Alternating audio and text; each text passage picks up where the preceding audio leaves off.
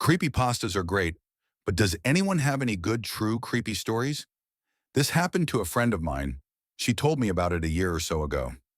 We'll call her Minji. Minji is in her late 20s and works as an English tutor in South Korea. One evening, a few years ago, she was tutoring a high school boy. They were up studying pretty late, and the buses stopped running.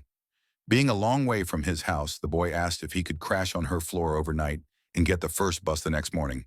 Minji was very reluctant because inviting a teenage male student to stay the night didn't sound like a great idea. But he was begging her, and eventually she relented.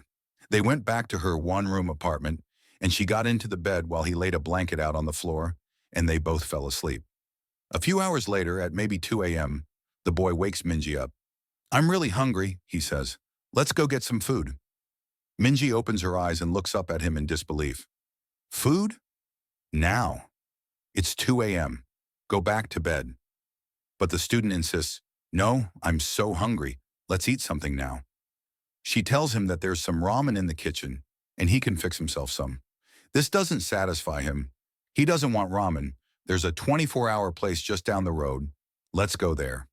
Eventually, after several minutes of persuasion, the boy gets Minji to come with him to the restaurant. They leave the apartment and head out. As soon as they're on the street, the boy turns to Minji and says, "I'm not hungry. I woke up in the middle of the night and looked under your bed. There's a man sleeping there." They call the police and discover that a homeless man had been living in Minji's apartment, sleeping under her bed for over 2 months. The boy only saw him because he was lying on her floor, so had a clear view under the bed. The police arrested the man, and thankfully there were no other issues. But that's by far the creepiest thing that's ever happened to anyone I know.